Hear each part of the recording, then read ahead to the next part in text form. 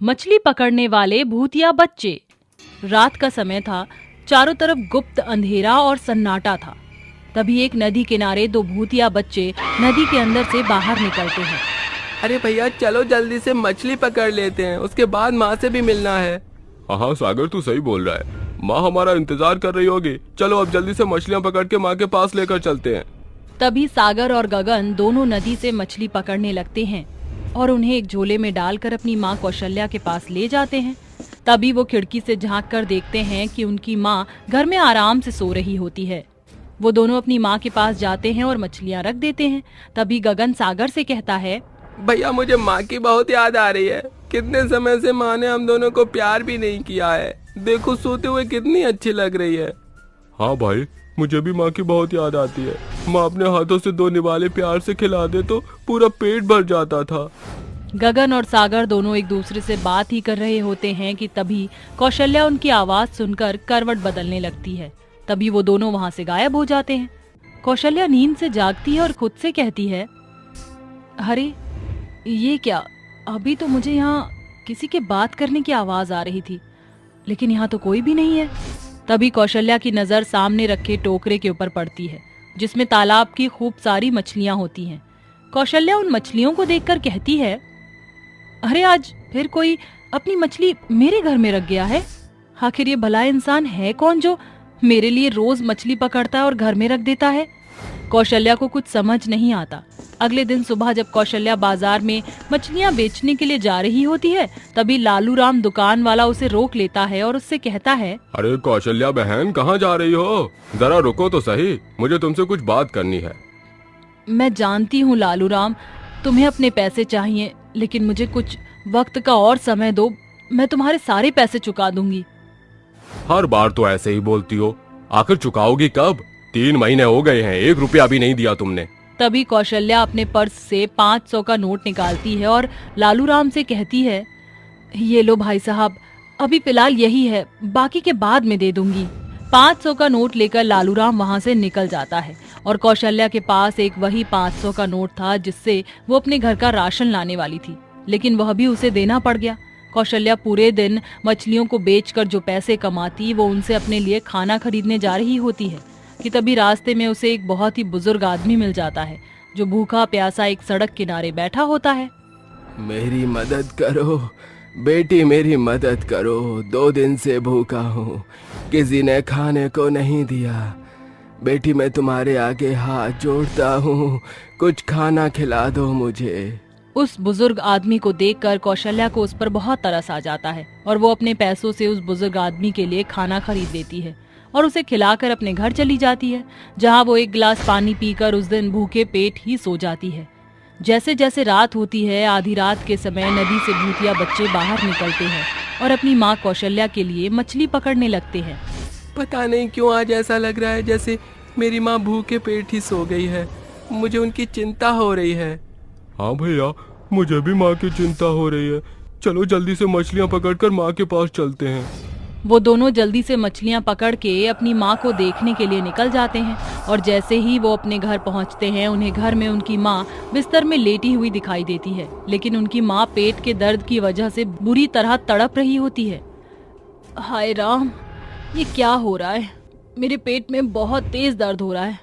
लगता है आज खाना ना खाने की वजह से ये सब हो रहा है। मेरे पास तो इतने पैसे भी नहीं है कि मैं अपने लिए दवाई लेकर आ जाऊं। सागर और गगन अपनी माँ की हालत देखकर रोने लगते हैं, जिसके बाद उनसे बर्दाश्त नहीं होता और वो अपनी माँ को देखने के लिए उनके पास चले जाते हैं। अरे माँ, आप रो क्यों रही हो? क्या हुआ आपको? हमें बताओ, हम आपकी परेशानी को दूर करेंगे। माँ, आप बीमार कैसे हो गई? क्या आपने आज खाना नहीं खाया है? दोनों को देखकर कौशल्या थर-थर कांपने लगती है और चिल्लाने लगती है, भूत, बचाओ बचाओ, कोई मुझे बचाओ, यहाँ देखो 2 भूत हैं। तभी अपनी माँ को चिल्लाते हुए देख सागर कहता है, अरे माँ, आप हमें भूल गई। हम तुम्हारे ही तो बेटे हैं जो अभी से 1 साल पहले मर गए थे। माँ, आपको हमसे डरने की जरूरत नहीं है। मैं गगन हूँ, आपका छोटा बेटा, और ये सागर भैया हैं। क्या आप हम दोनों को भूल गई हो? ये सुनने के बाद कौशल्या को अपने बच्चों को पहचानने में देरी नहीं लगती और वो तुरंत उन दोनों को गले से लगा कर कहती है, अरे मेरे प्यारे बच्चों, मेरे जिगर के टुकड़े, कहाँ थे तुम दोनों? और ये क्या हालत बनी हुई है तुम्हारी? तुम्हारा ये हाल किसने किया? माँ, ये 1 साल पहले की बात है।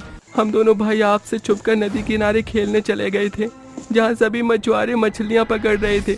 हम दोनों वहाँ खेलते खेलते उन मछुआरों को देख रहे थे। तभी हमें याद आया कि आप भी हमारे लिए मछली पकड़ कर लेकर जाती हो।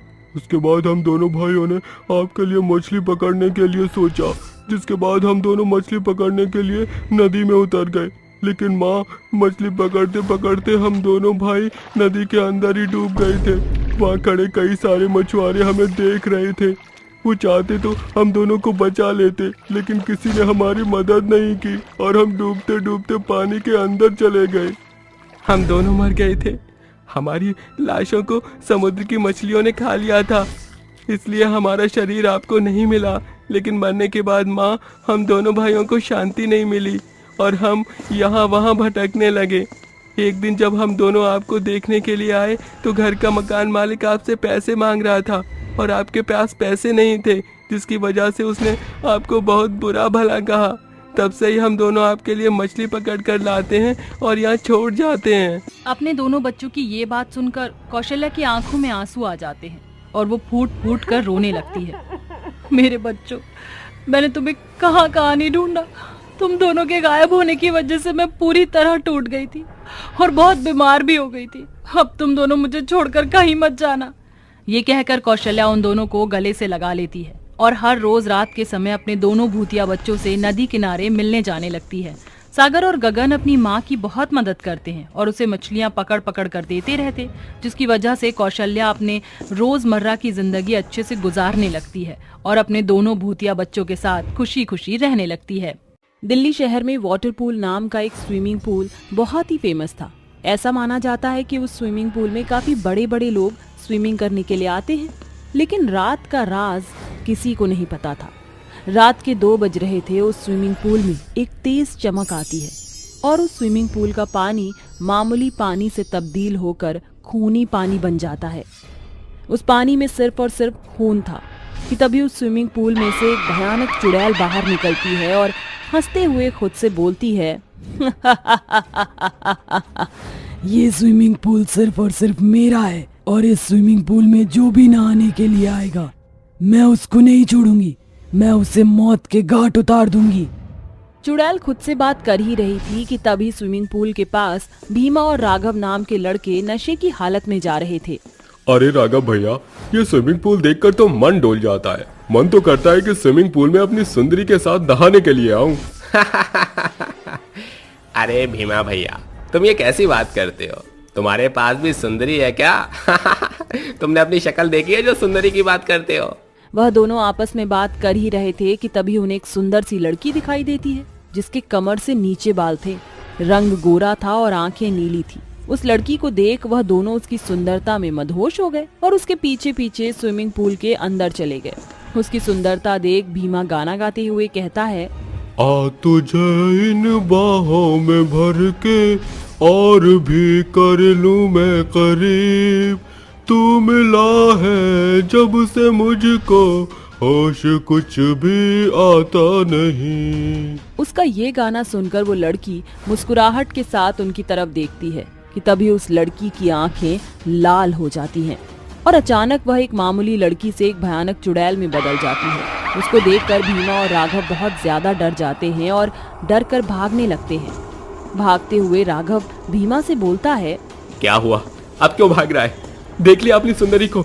बड़ा गाना गा रहा था ना, इसको देखकर तेरी वजह से मेरी भी जान अब खतरे में आ गई है। वो दोनों स्विमिंग पूल से भागने की कोशिश कर ही रहे थे कि तभी वह भयानक चुड़ैल उड़ते हुए उन दोनों के सामने आ जाती है और गुस्से से उन्हें हवा में उठाकर स्विमिंग पूल में पटक देती है और गुस्से में बोलती है, मैं तुम लोगों को नहीं छोड़ूंगी, मैं अपनी मौत का बदला लेकर रहूंगी। इतना कहकर चुड़ैल अपनी भूतिया शक्ति से स्विमिंग पूल में पानी को खून में तब्दील कर देती है और उन दोनों को स्विमिंग पूल में 5 से 7 बार डुबोती है और उन्हें आखिर में डुबोकर मार ही देती है और हंसते हुए एक बार फिर बोलती है, मैं अपनी मौत का बदला लेकर रहूंगी, चाहे कुछ भी हो जाए, मैं किसी को भी नहीं छोड़ूंगी। इतना कहकर चुड़ैल गायब हो जाती है। और अगली सुबह जब उस स्विमिंग पूल में लोग नहाने के लिए आते हैं तब वह उनकी लाश देखते हैं। उनकी लाश को देखकर सभी लोग बहुत डर जाते हैं और डर के मारे आपस में बात करते हुए बोलते हैं, हे भगवान, आखिर इन दोनों को इस स्विमिंग पूल में डुबोकर किसने मारा है? ऐसा लग रहा है कि ये स्विमिंग पूल वाली चुड़ैल का काम है। अरे भाईजान, ये तो हम नहीं जानते कि इसको किसने मारा है। ऐसा भी तो हो सकता है कि ये लोग नहाने के लिए आए हैं और इनका पैर फिसल गया हो, जिस वजह से ये लोग डूबकर मर गए। वैसे हो सकता है कि इसको स्विमिंग पूल वाली चुड़ैल नहीं मारा हो, क्योंकि मैंने सुना है कि रात के टाइम यहाँ पर चुड़ैल आती है। सभी लोग आपस में बात करके वहाँ से चले जाते हैं। जिसके बाद एक बार फिर रात होती है और वह चुड़ैल अपने पैरों में पायल लिए स्विमिंग पूल से बाहर निकलकर सुनसान सड़क पर आती है और अपनी सुंदरता भरे चेहरे के साथ सुरीली आवाज में मदहोश गाना गाती है। अजनबी हवाएं, बेकरार राहें, फिर तुझे बुलाए आजा। वह चुड़ैल गाना गा ही रही होती है कि तभी वहाँ से 3 दोस्त गुजर रहे थे और उन तीनों की नजर सुंदर सी लड़की के ऊपर पड़ती है। उसकी सुंदरता देखकर वो मदहोश हो गए और उसके पीछे पीछे स्विमिंग पूल में जाने लगे कि तभी रिहान नाम के लड़के का पैर एक पत्थर से टकराता है और वह गिर जाता है। इस वजह से उसका सम्मोहन टूट जाता है। लेकिन बाकी बचे 2 लोग उस लड़की के पीछे पीछे स्विमिंग पूल में चले गए। चुड़ैल ने एक बार फिर उन दोनों को स्विमिंग पूल में डुबो कर मार दिया। ये देखकर रेहान की सिट्टी पिट्टी गुल हो गई थी और वह अपनी जान बचाते हुए भागने लगा। लेकिन वह भागने में कामयाब ना हो सका क्योंकि स्विमिंग पूल का मेन दरवाजा बंद हो चुका था। चुड़ैल उसको देखकर खूब जोर जोर से हंसने लगी और हंसते हुए रेहान से बोलने लगी, रेहान तू कहाँ जा रहा है? तेरा तो मैं कब से इंतजार कर रही थी। बस तू और तेरा बॉस मारा जाए तब मुझे इस दुनिया से मुक्ति मिल जाएगी। मैं अपनी मौत का बदला पूरा कर लूंगी। चुड़ैल, मुझे माफ कर दे, मुझे जाने दे। मैं तुझे नहीं जाने दे सकती। अगर आज तुझे जाने दिया तो फिर किसी न किसी की जिंदगी तू बर्बाद करेगा और तुम जैसे नीच और निकम्मों के लिए इस दुनिया में कोई जगह नहीं है। चुड़ैल की बात सुनकर रेहान लंबी सांसें भरते हुए भागने लगा और अपनी पॉकेट से फोन निकालकर अपने बॉस को फोन करता है। बॉस, वो वापस आ गई है। वो हमें नहीं छोड़ेगी। उसने 4 लोगों को पहले ही मार दिया।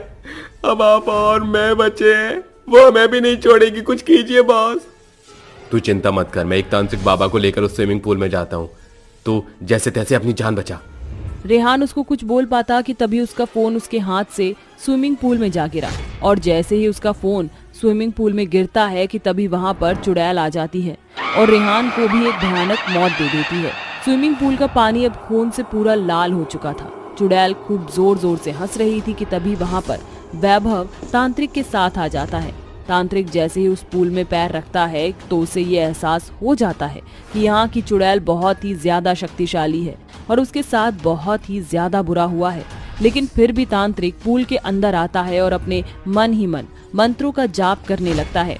उसके मंत्रों से चुड़ैल उसके सामने आती है और उससे बोलती है, तांत्रिक तू यहाँ से चले जा। मेरी तुझसे कोई दुश्मनी नहीं है, इसलिए तू अपनी मौत को दावत मत दे। मैं तो केवल इस वैभव को मारना चाहती हूँ और ये मेरा तुझसे वादा है। लेकिन चुड़ैल, तू वैभव को क्यों मारना चाहती है? आखिर इस बच्चे ने तेरा क्या बिगाड़ा है? बच्चा? ये बच्चा नहीं है तांत्रिक। इसने मेरे और मेरे पति को जान से मार दिया। आज से 4 साल पहले की बात है। मैं और मेरा पति राज यहाँ पर रात के समय स्विमिंग पूल में अपनी नाइट स्पेंड करने आए थे, लेकिन यहाँ इन 6 लोगों ने मुझ पर बुरी नजर डाली। जब ये बात मेरे पति को पता चली तो मेरे पति ने उन्हें रोका, लेकिन इन गुंडों ने मेरे ही पति को मेरी ही आंखों के सामने मार दिया। मैं अपने पति की जिंदगी की भीख मांगने लगी, लेकिन इन लोगों ने मुझ पर कोई रहम नहीं दिखाया, बल्कि मेरे साथ दुर्व्यवहार करके मुझे भी मार दिया। अब तू बता तांत्रिक, क्या मैं अपनी और अपने पति की मौत का बदला ले रही हूँ? तो क्या मैं गलत कर रही हूँ? मैं मानता हूँ तेरे साथ इन लोगों ने बहुत ही ज्यादा बुरा किया, लेकिन तूने पहले ही 5 लोगों को मौत के घाट उतार दिया। इसको छोड़ दे, इसको पुलिस सजा देगी। नहीं तांत्रिक, आज मैं किसी की नहीं सुनूंगी। क्यों हमेशा औरतों को ही कॉम्प्रोमाइज करके चलना पड़ता है? मैं किसी की नहीं सुनूंगी। मैंने तुझसे वादा किया है ना, मैं यहाँ से चली जाऊंगी। तांत्रिक उसको समझाता रहता है, लेकिन चुड़ैल तांत्रिक की बात नहीं सुनती और वैभव को भी एक भयानक मौत दे देती है। जिसके बाद चुड़ैल वहां से अपने आप गायब हो जाती है। और इस तरह अब उस स्विमिंग पूल को उस चुड़ैल के साए से मुक्ति मिल गई। उस दिन के बाद उस स्विमिंग पूल में किसी की भी मौत की वारदात सामने नहीं आई और सभी लोग वहां पर आराम से आते और स्विमिंग करके चले जाते। शिमला की हसीन वादियों में बसा सतनाम ढाबे का खाना इतना ज्यादा स्वादिष्ट था कि लोग उसे खाने के लिए लंबी कतार लगाया करते थे। उनका ढाबा काफी चर्चित था। वो ढाबा सिर्फ 2 व्यक्ति चलाते थे, सतनाम और प्रेमा। ढाबे में बैठे अनेकों लोग अपना ऑर्डर फरमाते हैं, तभी सतनाम कहता है, अरे प्रेमा, जरा जल्दी जल्दी हाथ चलाओ। बना रही हूँ। वैसे भी शाम ढलने वाली है, ढाबा बंद करने का समय भी होने वाला है। दिन भर ढाबा चलने के बाद रात के 10 बजते ही पूरा ढाबा एकदम सुनसान और वीरान हो जाता है। जिसके बाद वह दोनों आपस में बात करते हुए कहते हैं, भूख लग गई मुझे भी, अपने इस नर्म हाथों से खाना परोस दो। हाँ लाता हूँ। ये कहकर सतनाम हाथों में सजी धजी थाली में पनीर की सब्जी, तंदूरी रोटी इत्यादि लिए हुए चला आता है और प्रेमा कहती है, ये इंसानी खुराक क्यों लाए हो? तुम्हें पता है ना, मैं ये घास फूस नहीं खाती। जाओ जाकर मेरा मनपसंद खाना लाओ। उसका हुक्म सुनकर वो ढाबे की जमीन में बने खुफिया गड्ढे को खोलकर उसमें से कटे हुए इंसानी सर निकालकर उसे परोसते हुए कहता है, ये लो ताजा लजीज इंसान की खोपड़ी। ढाबे के चारों ओर चुप्पी छा जाती है। तभी दोनों एक दूसरे के चेहरे को निहारते हुए जोर शोर से हैवानी चीखें निकालते हुए हंसने लगते हैं और देखते ही देखते दोनों खूंखार भूत और चुड़ैल में बदल जाते हैं। जिसके साथ उनका सतनाम ढाबा भी एक खंडहर से पुराने जले हुए भूतिया ढाबे में बदल जाता है और दोनों कहते हैं, किसी को भी कानो कान खबर नहीं होगी कि ये ढाबा कोई साधारण ढाबा नहीं और ना ही हम कोई आम इंसान है। हम इंसान नहीं, हैवान हैं, मुर्दे हैं हम। हमारा ये ढाबा कभी बंद नहीं होगा, ये हमेशा चलता रहेगा। हम एक एक को मार कर खा जाएंगे। इस तरह दोनों भूत और चुड़ैल दिन में तो साधारण इंसान बनकर लोगों को ढाबे का इंसानी खाना खिलाते हैं, पर जैसे ही रात होती है वह दोनों अपने असली रूप में आकर आते जाते राहगीरों को अपना शिकार बनाकर इनके मांस से ढाबे का खाना तैयार करते हैं। एक दिन 2 दोस्त उस ढाबे के आगे से गुजर रहे होते हैं। तभी राज कहता है, ए विक्रम, रुक रुक रुक रुक। अरे क्या हो गया? चुड़ैल भूत देख लिया क्या तूने? अरे नहीं यार, देख देख सतनाम ढाबा। बहुत सुना है इस ढाबे के बारे में। पिछले महीने मेरे कुछ दोस्त यहाँ घूमने आए थे तो बता रहे थे कि यहाँ का खाना बहुत लाजवाब है। ऐसा भी क्या जादू है इस ढाबे के खाने में? चलकर देखते हैं। पर रात काफी हो चुकी है, ढाबा बंद हुआ तो? अरे देखते हैं, चल तो। दोनों दोस्त कार ढाबे के सामने रोककर बाहर निकल जाते हैं। तभी उनकी आहट सुनकर ढाबे के भूत और चुड़ैल खंडहर से ढाबे को अपनी शैतानी शक्तियों से एक अच्छे खासे ढाबे में बदल देते हैं। और जैसे ही वो दोनों कदम रखते हैं वो कहते हैं, आओ आओ बच्चों, कहो क्या खाओगे? अंकल जी, इतनी रात को भी आपका ढाबा खुला हुआ है? हमारा ढाबा ही सबसे अलग है। ये ढाबा सारी रात खुला रहता है, कभी बंद नहीं होता। क्या खाओगे? आपके होटल में जो सबसे अच्छा हो वो ला दीजिए। दोनों के कहने पर भूत और चुड़ैल ढाबे के अंदर से प्लेट में कटे हुए सर कटी हुई बारीक उंगलियां थाली में परोस कर उनके सामने रख देते हैं। ऐसा मंजर देखकर वो दोनों चकाचौंध होकर कहते हैं, ये क्या है? राज, मुझे इस ढाबे में कुछ भी ठीक नहीं लग रहा, चल उठ यहाँ से।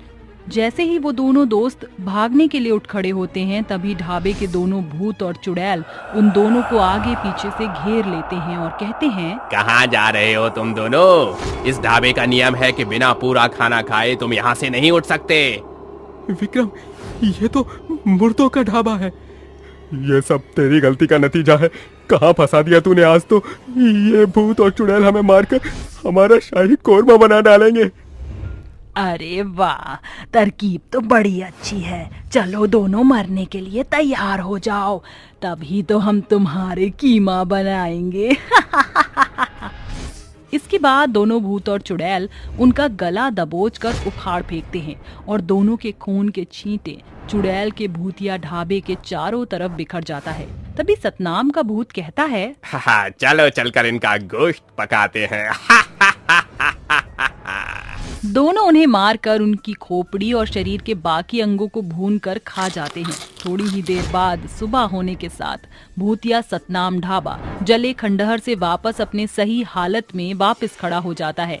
ऐसे ही हर रात ढाबे पर जो कोई भी जिंदा आता है वो कभी लौटकर वापस नहीं जा पाता। देखते ही देखते उस ढाबे की अजीबो गरीब भयानक चर्चा चारों ओर मरी की भांति फैल जाती है।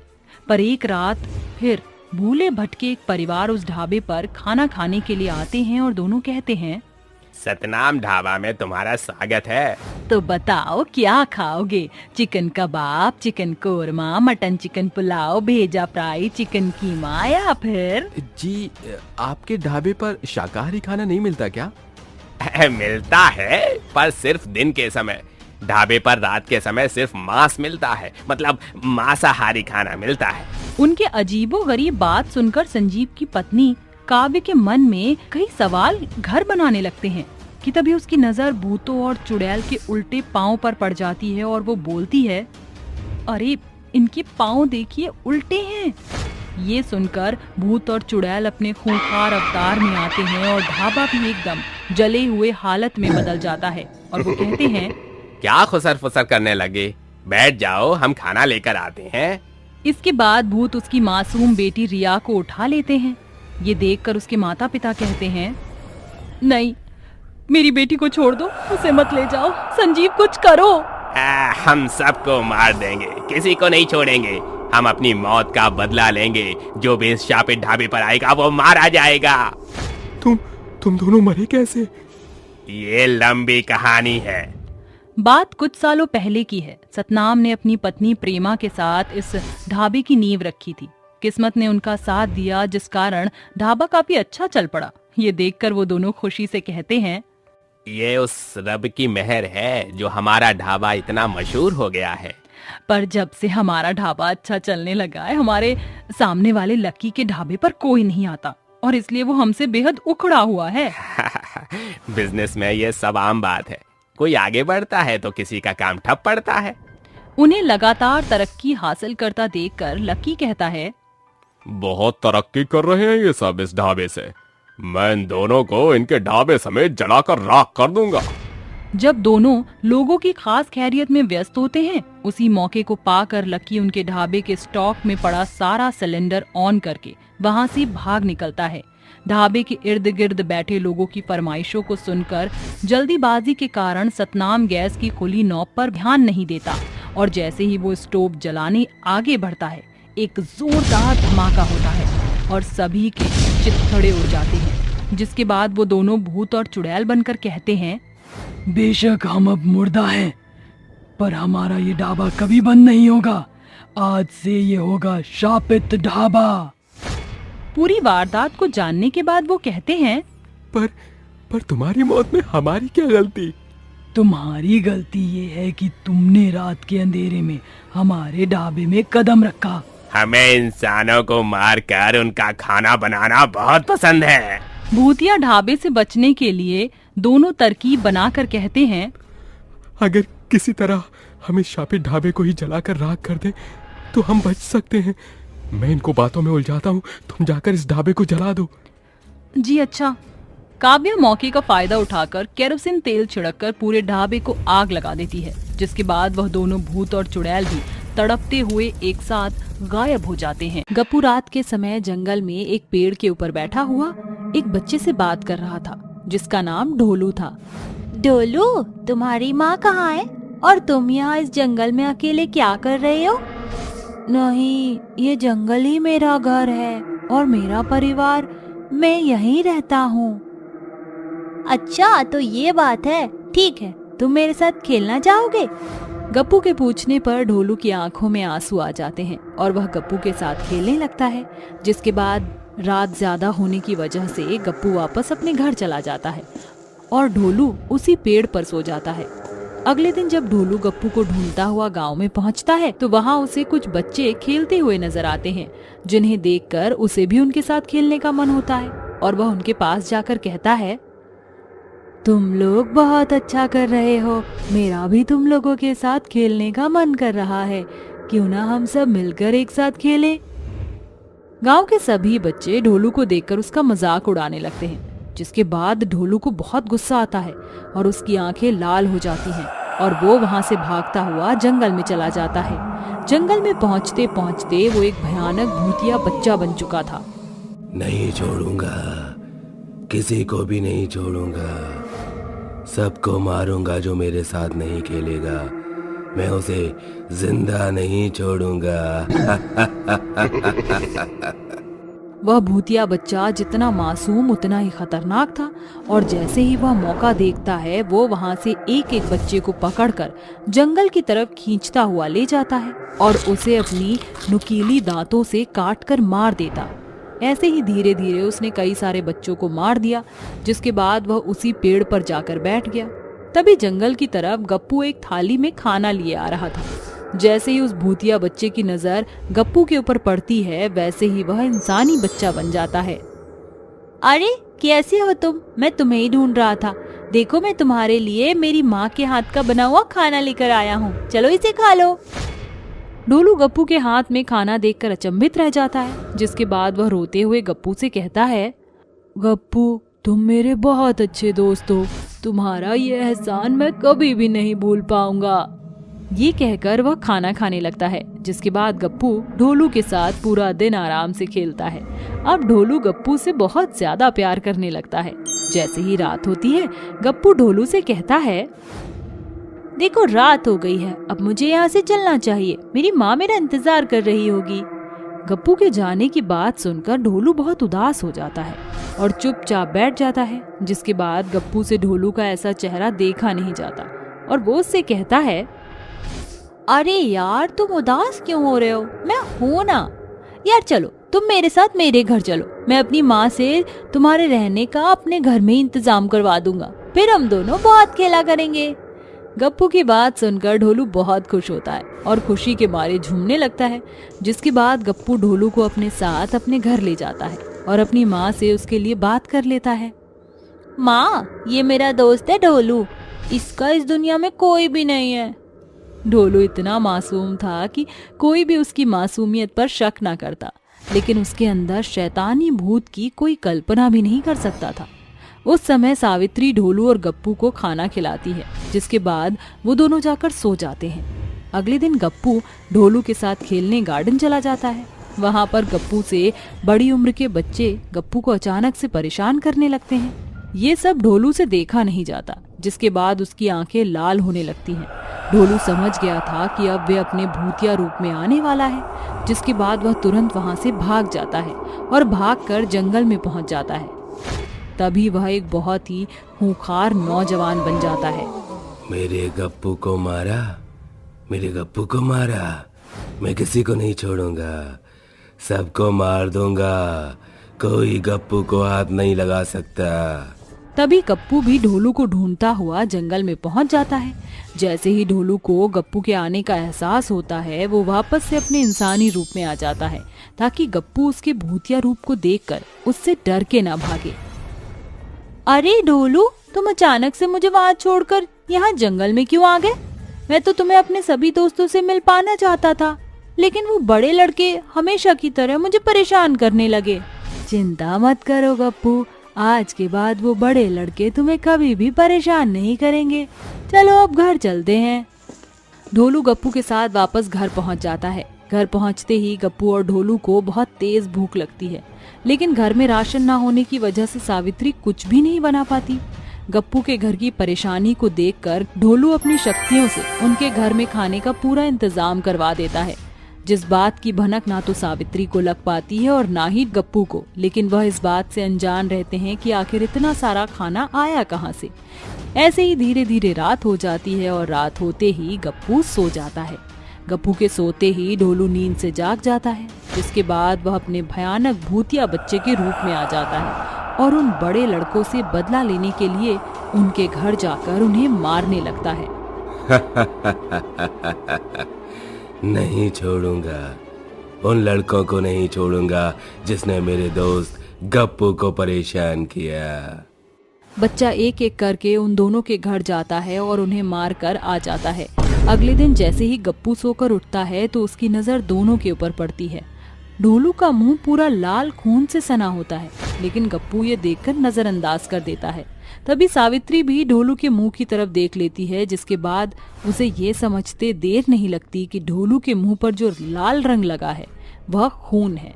तभी पड़ोस में जोर जोर से रोने और चिल्लाने की आवाज आने लगती है, जिसके बाद सावित्री भागते हुए बाहर की तरफ जाती है तो उसकी नजर दो बच्चों पर पड़ती है जिन्हें किसी ने बहुत ही बेरहमी से मारा हुआ होता है। हाय मेरा बच्चा, किसने मेरे बच्चे को इतनी बेरहमी से मारा होगा? भगवान करे उसे कभी भी शांति ना मिले। हाय मेरा तो इकलौता बेटा था, वो भी भगवान तूने मुझसे छीन लिया। ये क्या हो गया मेरे बच्चे को? ये सब देखकर सावित्री समझ जाती है कि ढोलू कोई मामूली बच्चा नहीं। जिसके बाद सावित्री इस बात का पता लगाने अपने गांव के तांत्रिक बाबा के पास जाती है और उनसे कहती है, बाबा हमारे घर में एक अनजान बच्चा रह रहा है और मुझे उसके ऊपर बहुत शक है। ऐसा लग रहा है जैसे गांव में बच्चों की मौत का कारण वही बच्चा है। मैं सब समझ रहा हूँ। अब मैं जैसा कहता हूँ तुम बस वैसा ही करो। तांत्रिक के कहने पर सावित्री बिल्कुल वैसा ही करती है जैसा तांत्रिक उसे करने के लिए कहता है। सावित्री ढोलू के सोने पर उसके चारों कोने पर एक एक नींबू रख देती है। आधी रात होते ही तांत्रिक बाबा उनके घर पहुंच जाते हैं, जिसके बाद तांत्रिक मंत्र पढ़ता है और ढोलू अपनी असली भूतिया रूप में आ जाता है। तो पागल हो गया है क्या? तांत्रिक, ये तू क्या कर रहा है? अगर तूने मुझे गप्पू से अलग करने की कोशिश भी की तो मैं तुझे जान से मार दूंगा। तू गप्पू के पीछे क्यों पड़ा है? उसे छोड़ दे, नहीं तो इसका अंजाम बहुत बुरा होगा। गप्पू मेरा दोस्त है और मैं उसे नहीं छोड़ूंगा। मैं गप्पू को अपने साथ लेकर जाऊंगा। वो मेरा दोस्त है और हमेशा मेरे साथ ही रहेगा। ये सब सुनकर गप्पू बहुत डर जाता है। वहीं दूसरी तरफ तांत्रिक के कई बार समझाने के बाद भी भूतिया बच्चा उसकी एक नहीं सुनता, जिसके बाद तांत्रिक बाबा एक अग्नि जलाते हैं और उसके अंदर मंत्र का जाप करते हुए अपनी भभूति फेंक देते हैं। ऐसा करने से वह भूतिया बच्चा बहुत कमजोर पड़ जाता है और उसे इस तरह कमजोर देख गप्पू रोते हुए उससे कहता है, मैं तुम्हारे आगे हाथ जोड़ता हूँ, तुम हम लोगों को छोड़कर चले जाओ। तुम हमारे साथ नहीं रह सकते, तुम मर चुके हो और मैं जिंदा हूँ। मुझे माफ कर दो, लेकिन अब मैं तुम्हारे साथ और नहीं रह सकता। अगर तुम मेरी दोस्ती निभाना चाहते हो तो यहाँ से हमेशा हमेशा के लिए चले जाओ। गप्पू की ये बात सुनकर वो भूतिया बच्चा पहले की तरह नॉर्मल बन जाता है, जिसके बाद उसकी आंखों से आंसू आ जाते हैं और वह गप्पू को छोड़कर हमेशा हमेशा के लिए वहां से चला जाता है। और उसके जाने के बाद गप्पू बहुत उदास होता है, लेकिन धीरे धीरे वह अपने लिए नए दोस्त बना लेता है। राजवती अपने कमरे में बैठकर अंगूर खा रही थी। तभी उसे एक बच्चे के जोर से रोने की आवाज सुनाई देती है तो वो कहती है, अरे ये बच्चे की रोने की आवाज कहाँ से आ रही है? राजवती अपने चारों ओर देखती है लेकिन उसे कोई बच्चा नहीं दिखता। जैसे वो अंगूर खाने लगती है तो उसके सारे अंगूर हवा में उड़ने लगते हैं। अरे ये हवा में कैसे उड़ रहे हैं, वो भी अपने आप? राजवती अंगूरों को पकड़ने के लिए लपकती है, तभी अंगूर और अंगूर की प्लेट जोर से उसके मुंह पर लगती है। अरे राम, मर गई मैं। कौन है ये? कौन कर रहा है? सामने आओ। इतनी जल्दी भी क्या है, अभी तो मैंने स्टार्ट किया है। कौन है? यहाँ सामने आओ। बहुत जल्द तेरी ये ख्वाहिश मैं पूरी करूंगी। ये सुनकर राजवती को बहुत डर लगता है। चुड़ैल उसे दिखाई नहीं देती। तभी चुड़ैल उसके कमरे में तूफान मचाने लगती है। कभी बेड हवा में होता तो कभी राजवती हवा में होती। इन चीजों से डरकर राजवती कमरे से भागकर सोफे के नीचे छुप जाती है। तभी उसका भतीजा श्रेय आता है और कहता है, चाची चाची देखिए मैं आपके लिए डोसा लाया हूँ। अरे चाची कहाँ हो? अरे बेटा मैं यहाँ हूँ।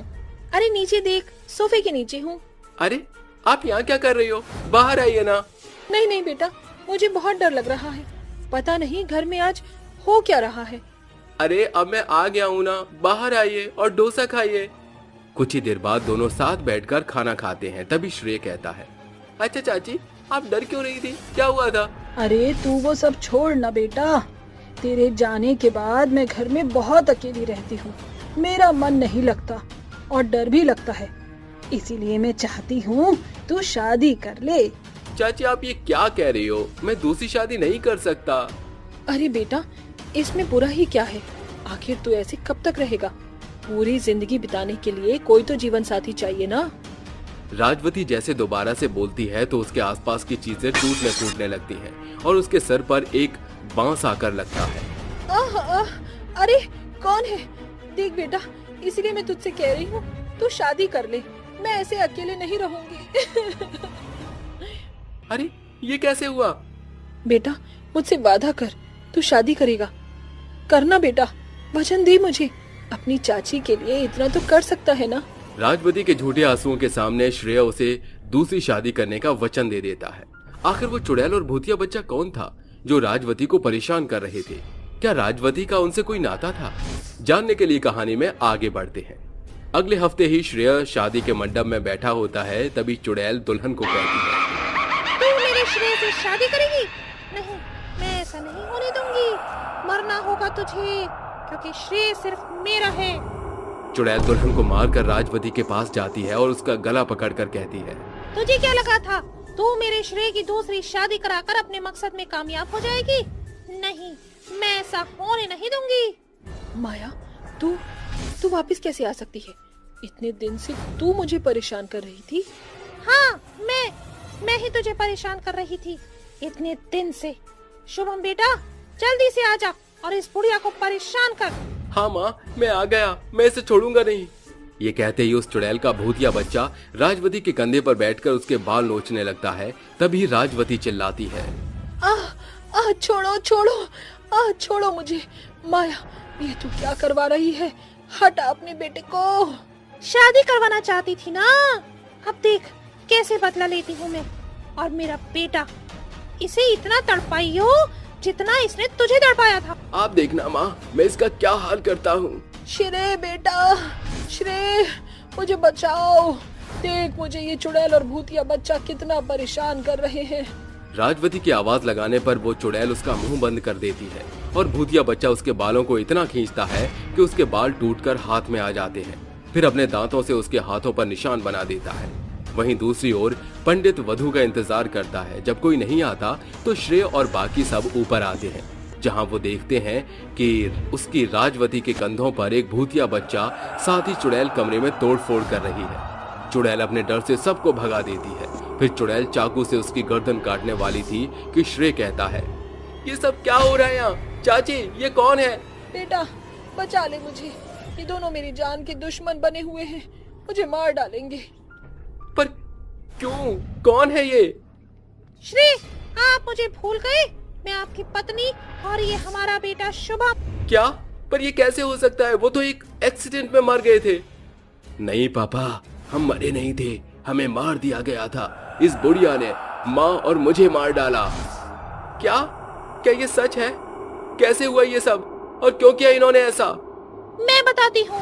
श्री, आपको याद है 1 साल पहले जब आप मुझे मिले, हमारी दोस्ती हुई और नाचने होने वाली के बाद भी आपने मुझसे प्यार किया और फिर शादी की और माँ को भी मनाया उनके ना करने पर।